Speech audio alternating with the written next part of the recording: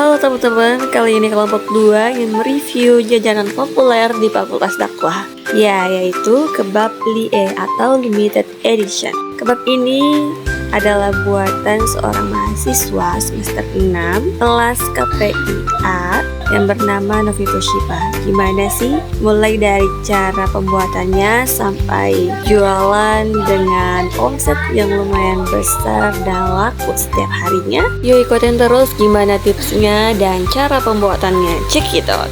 Tentu yang pertama yaitu menyiapkan terlebih dahulu bahan-bahannya. Yang pertama ada sosis, kulit kebab, sayuran, sos tomat, sos pedas, mayo. Setelah mendapatkan sayuran yang segar-segar di pagi hari, Shiva langsung memotongnya menjadi beberapa bagian sampai seperti ini, teman-teman.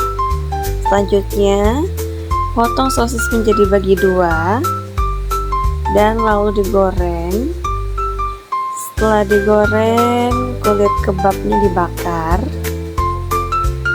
Setelah selesai, langsung packaging, di packing dengan sebaik mungkin. Kebab yang ditaburi oleh sayuran, sosis 1 buah, dan juga saus tomat, baluri mayonis, dan juga saus pedas. Setelah semuanya dijadikan satu, selanjutnya digulung dan dimasukkan ke tempat kebab. Itulah proses pembuatan kebab yang sangat simpel tetapi rasanya enak. Assalamualaikum Shiva. Ya, waalaikumsalam.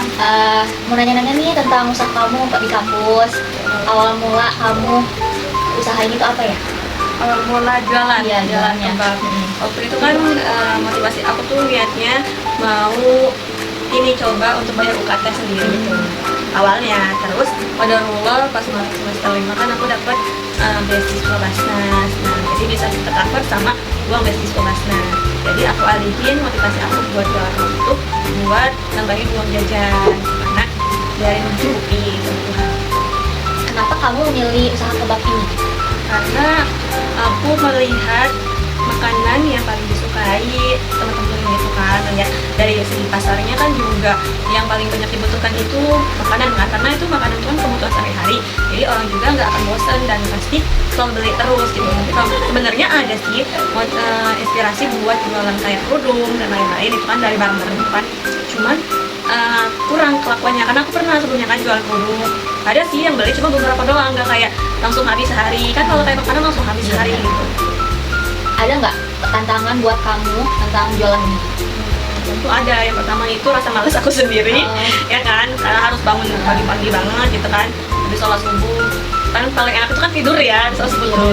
Tapi aku milih buat jualan, apalagi karena ini berhubungan sama sayuran gitu kan, jadi supaya sayuran fresh itu tantangannya aku harus belanja subuh-subuh, dan subuh-subuh itu cuacanya dingin banget gitu kan, udah gitu lumayan jauh, bisa memungkinkan buat masuk angin kalau misalkan aku nggak pakai jaket gitu sih. Bagaimana kamu mengatasi tantangan tersebut? Ya, aku mengatasinya dengan ini, pakai jaket kan tadi kan kalau subuh-subuh ya, buat mengurangi rasa malas aku ketika kayak bangun tidur harus masak itu, ya itu niatnya kayak motivasi di awal. Kalau misalkan aku nanti nggak jualan kan udah beli barang-barang sayang gitu kan kalau misalkan nggak diolahin, dan juga ini motivasi kayak kalau maha kaya pasti laku lah, bismillah gitu kan. Ya aku coba tetap istiqomah gitu, konsisten buat jualan. Terus apa yang strategi kamu tentang jualan ini? Strategi aku sih yang pertama itu aku karena udah tahu pasarnya di kampus dan jauh ke kantin, jadi strategi aku tuh dagang dengan cara keliling langsung ke kelas-kelas gitu. Karena ada tuh aku punya inspirasi, emang awalnya tuh kan aku udah prepare mau jualan tuh udah beli meja, beli payung dan banner, itu tuh udah mau niat buka stand. Emang awalnya tuh niat buka stand biar jadi kayak pulang kuliah tuh ke stand gitu kan, jualan. Dan pas aku coba alamin dengan prepare semaksimal mungkin itu, aku cobalah buka stand kan satu hari ketika momen awal masuk semester 5 itu kan wisuda kan, udah wisuda. Nah, aku jualan tuh buka stand, ternyata capek banget gitu tuh. Aku harus bawa pakai motor sendirian, di belakang itu penuh, ada gas, ada tabungnya juga, ada kompor, meja, bangku. Pokoknya itu semua ada di dalam motor aku, sampai aku di satu hari tuh aku tuh satu pak satu pakan isinya 20 porsi berarti aku, dan aku tuh kan belanjanya 2 porsi. Akhirnya aku bingung nih satu paket itu tuh jual kemana lagi ya, karena kan momen wisuda tuh cuma 1 hari. Akhirnya aku nanya lah di KP3B, ternyata rame Sabtu Minggu tuh. Akhirnya Sabtu di wisuda, Minggunya aku jualan di KP3B. Dan aku seperti biasa bawa barang itu, payung gede banget kan, panjang, sama yang kompor, meja, semuanya sendirian. Dan rasa itu tuh capek banget. Sampai aku diledekin sama tukang jimsam sama cireng, "Neng, suaminya kemana?" gitu katanya. Iya, karena kasihan mungkin ya, dan aku nggak ada yang bantuin gitu kan. Pas aku mikir-mikir lagi, wah nggak bisa ini kalau misalkan setiap hari kayak gini, nanti badan aku pada sakit dan juga kuliahnya nggak fokus gitu kan kalau untuk kosten. Akhirnya aku ngotak-otak buat jual keliling aja lah, bikin di kosan gitu kan.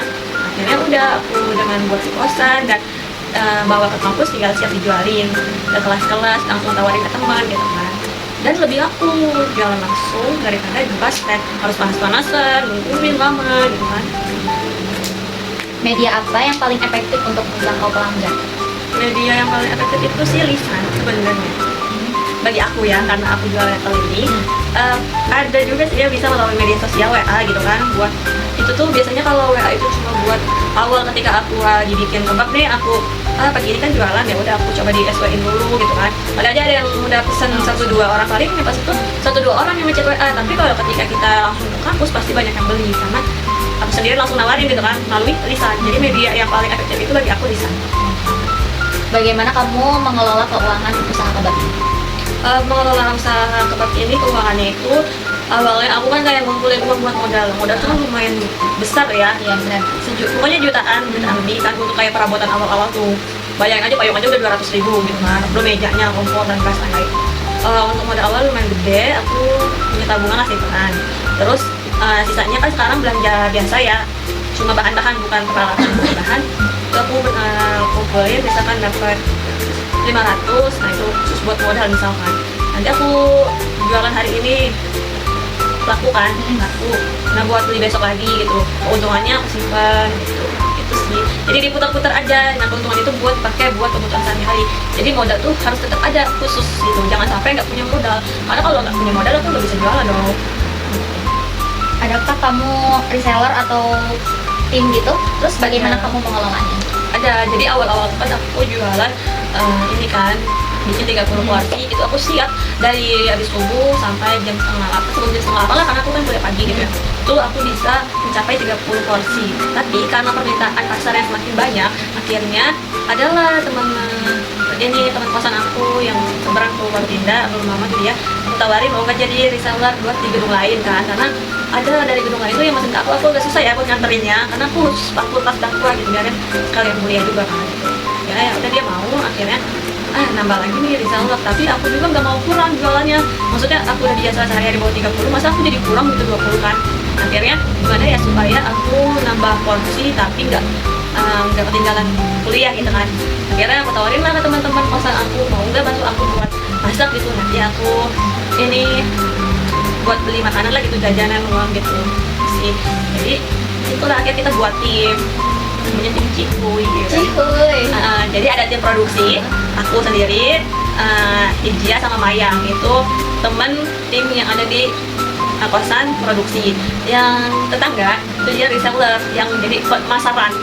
Pemasaran itu tim pemasaran ada 2, Perkita sama Rahma. Ada juga temennya dia Eldi TK, tapi dia tuh kadang ngambil kadang enggak gitu, kadang tuh sama di Feby kan, Feby aku naruh. Oh di kantinnya. Kantin Feby, jadi lumayan banyak sekarang. Jadi per hari itu aku kadang buat 60, kadang buat 70, kadang Itu habis semua ya. habis, alhamdulillah.